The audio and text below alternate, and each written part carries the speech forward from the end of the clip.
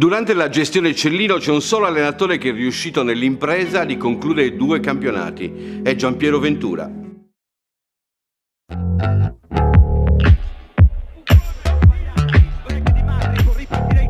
Riscatta Lazzari, palla in sua direzione, Lazzari interno in area, il passaggio, gol!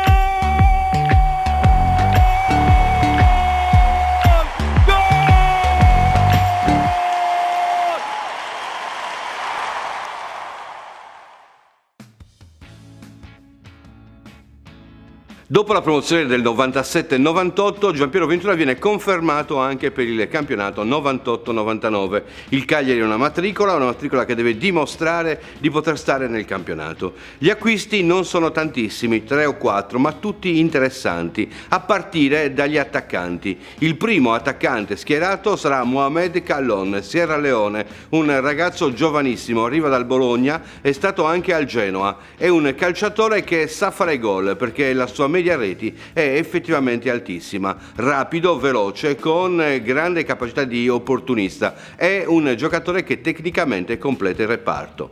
Il secondo attaccante è Patrick Mboma, è uno dei giocatori più rappresentativi del Camerun, dei Leoni d'Africa. È un calciatore forte fisicamente, alto, possente, forte di testa ma forte anche con i piedi, veramente il giocatore che può fare la differenza. Una delle capacità di Giampiero Ventura è quella di pescare giocatori giovani. Quest'altro che arriva è un difensore, si chiama Jonathan Zebina, è un giocatore di grandi capacità perché effettivamente è alto ma tecnicamente anche molto forte. Arriva da giovanissimo con l'intera famiglia che lo protegge, diventerà pian piano uno degli elementi fondamentali della squadra. Ma alla base della squadra del 98-99 ci sono quelli che Giampiero Ventura per un anno intero, l'anno precedente, aveva chiamato i presupposti. Quali sono i presupposti? La squadra costruita nel passato, che ormai aveva un suo gioco, una sua identità, peraltro costruita sulle ceneri di un'altra squadra che era notevolmente forte per la massima serie. Insieme a questi nuovi arrivi ci sono ancora Beretta, De Patre, c'è Muzzi soprattutto, ci sono giocatori come Villa, insomma c'è quella intelaiatura di squadra dove un giocatore come O'Neill non può passare certo in secondo piano. Il Cagliari è una squadra molto forte, ha rinunciato solamente a Dario Silva, il giocatore che peraltro si era espresso perfettamente l'anno prima, e questa cosa rimane un po' il neo della campagna acquisti perché probabilmente Dario Silva sarebbe riuscito a essere un giocatore importante anche nella massima serie. Il Cagliari che viene fuori è un Cagliari che sorprende, ma è anche un Cagliari bipolare. È il Cagliari che rimarrà nella mente di tutti come uno dei più bei Cagliari visti giocare in casa. Quello che castigherà anche le grandi squadre, che non guarderà in faccia nessuno, a parte il fatto che poi, invece, in trasferta avrà un comportamento decisamente negativo.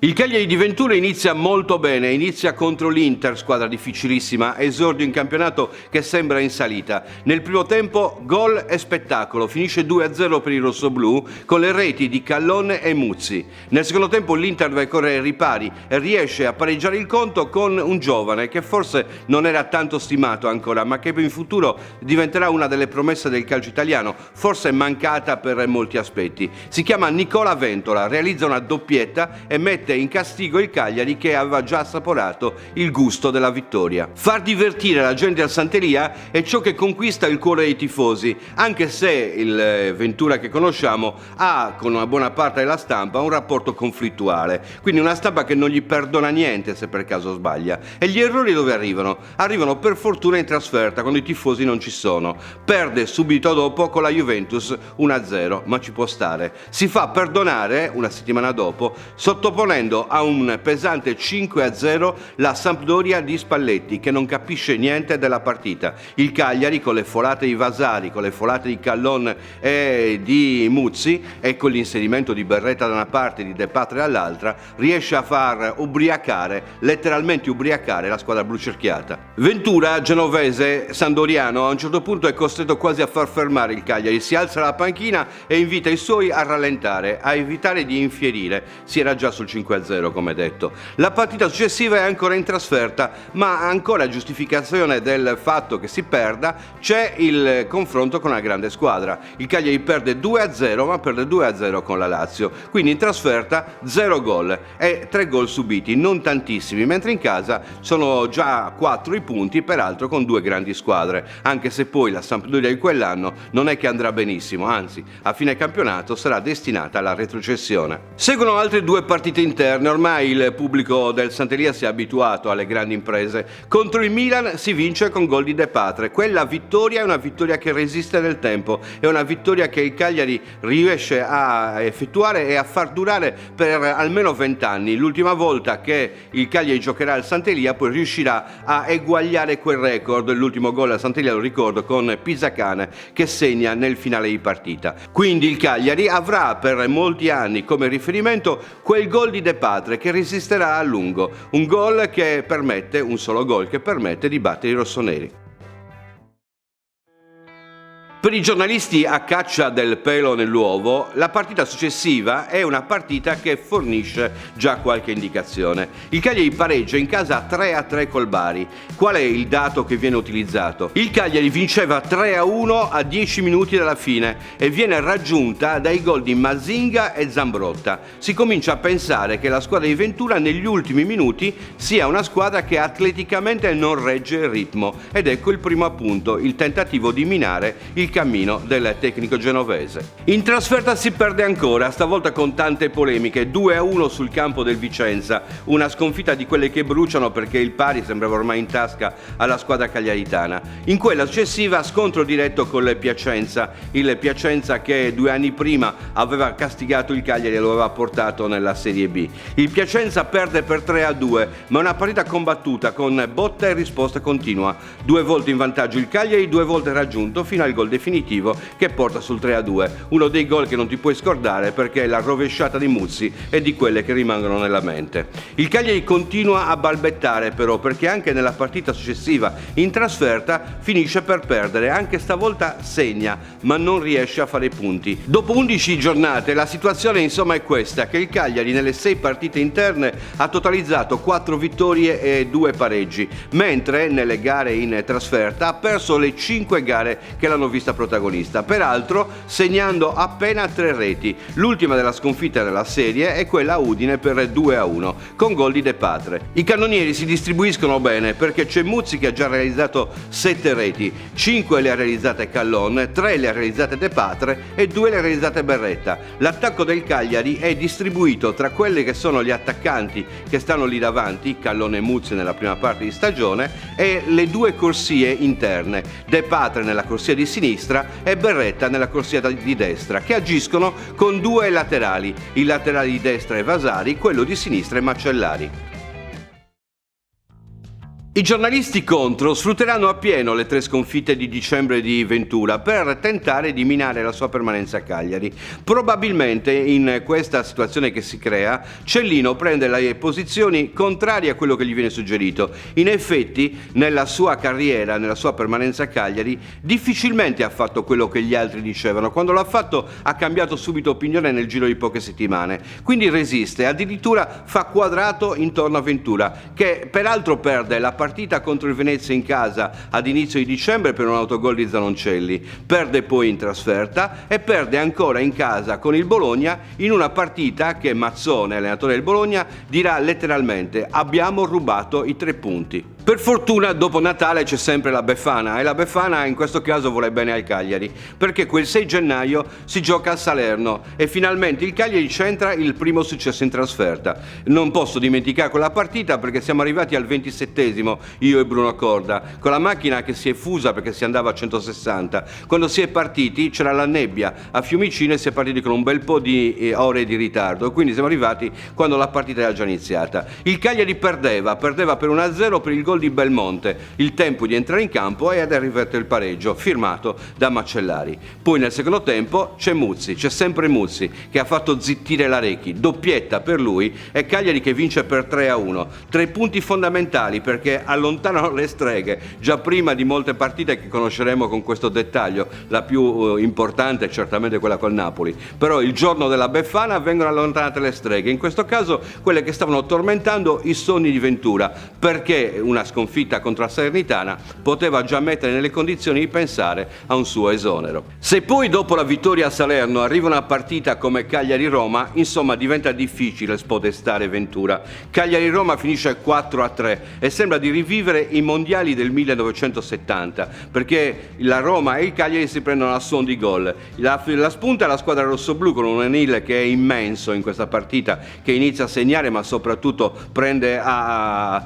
colpi di tacco, a giocate memorabili tutti i giocatori della Roma, li fa ubriacare letteralmente, colpi di tunnel, cross, colpi di testa, gol, di tutto. È la partita migliore di Fabian O'Neill con la maglia del Cagliari probabilmente. Un 4-3 che rimane memorabile perché la Roma resiste e rimarrà nella mente anche di Antonio Chimenti, che poi quando verrà a Cagliari quella partita se la ricorda come. Era lui il portiere della Roma in quella partita, una Roma che uscirà da Cagliari con le ossa rotte, ma soprattutto che darà modo alla squadra rossoblù di poter ricordare un'epica gara, una gara combattuta, ripeto, come Italia-Germania 4-3. Certamente se Ventura non avesse vinto a Salerno e se non avesse battuto la Roma, con le altre 2 partite si sarebbe costruito il suo esonero, perché le successive gare ci vedono protagonisti a Firenze prima e a Milano dopo con l'Inter. A Firenze si perde 4-2, ma gli alibi ci sono, è l'arbitraggio che condiziona la gara, perché il Cagliari addirittura in 10 riesce a portarsi sul 2-1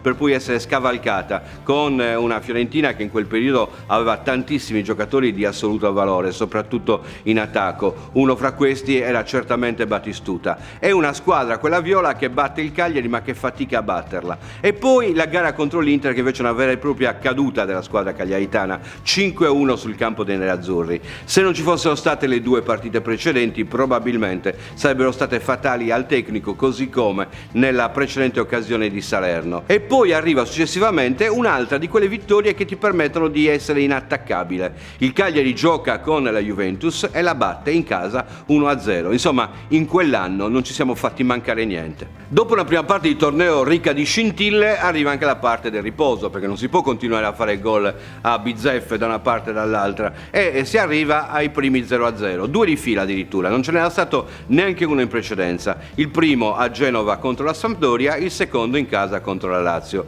Il Cagliari perde la partita successiva in trasferta, guarda caso, con il Milan, la partita di ritorno. E poi arrivano gli scontri diretti, quegli scontri diretti che determinano il salto di qualità da una zona all'altra del campionato, che il Cagliari non riesce a fare, soprattutto per i risultati che ottiene in trasferta. Dopo i pareggi e dopo la sconfitta con il Milan, pareggia ancora sul campo del Bari e un autogol di Necruz a decidere in un periodo in cui gli attaccanti ormai sono andati in letargo. Successivamente si vince in casa per 1-0 contro il Vicenza e questo è un bel risultato. Insomma, sono soprattutto gli attaccanti che vengono a mancare a un certo punto del torneo, perché Callone è quasi del tutto scomparso, Muzzi improvvisamente per una serie di giornate non segna. A questo punto che fine ha fatto Mboma?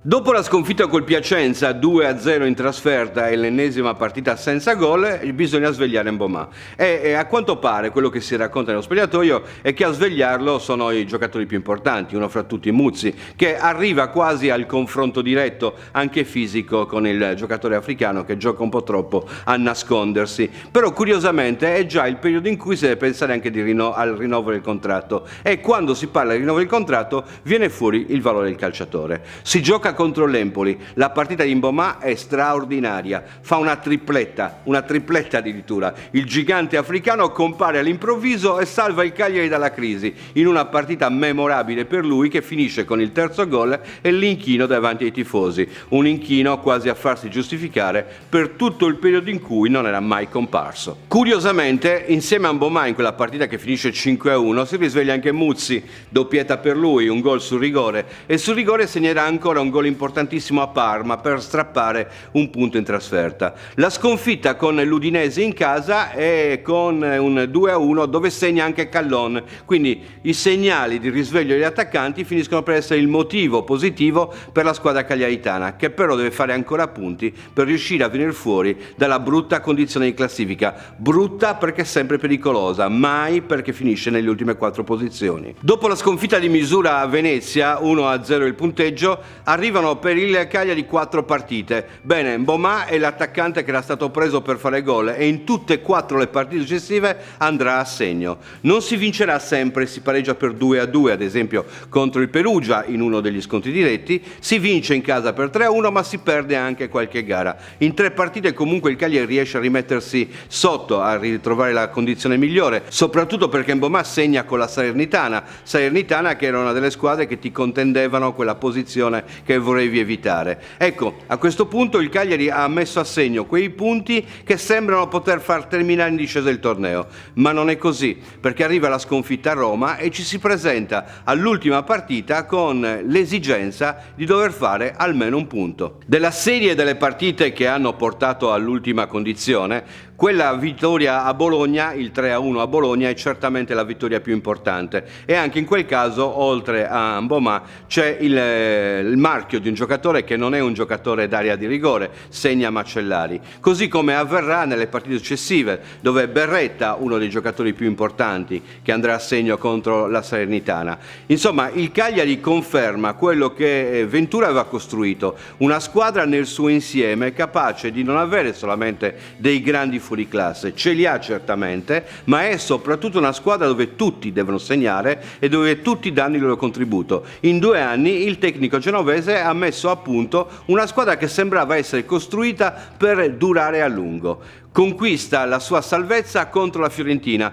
e segna nuovamente Muzzi per il gol del pari, 1-1, che basta per far invadere il campo nel tripudio generale. È un tripudio dove compare però anche la dichiarazione di Ventura che dirà che abbandonerà il Cagliari. Probabilmente, d'accordo col presidente Cellino, visto il clima che si era creato, il tecnico genovese decide di abbandonare alla fine del torneo, dopo aver ottenuto però i suoi risultati. Rimane il record, ma nessuno con Cellino terminerà 2 stagioni di fila, neanche Allegri, anche se poi il secondo anno di Allegri non viene concluso il torneo dal tecnico livornese per una scenata di gelosia, ne parleremo più avanti nella storia del Cagliari. In questo caso Ventura conclude 2 stagioni senza essere esonerato, una promozione e una salvezza in Serie A, e lasciando una squadra che, a detta di tutti, era una squadra che poteva aprire un ciclo. Ma questo non succederà, e non certo perché il valore della squadra non fosse un valore reale, quello stimato alla fine del campionato, ma perché a giocare con l'11 rossoblu entreranno protagonisti un po' particolari. Dopo il tentativo di dare una chance a Tabarez, suggerimento dato a Cellino che Cellino poi finisce per tradire dopo 6 giornate, il tecnico che verrà chiamato successivamente è il tecnico che nella storia del Cagliari probabilmente si ricorda come il tecnico che ha fatto più danni, Renzo Olivieri. Se ne parlerà nella puntata successiva.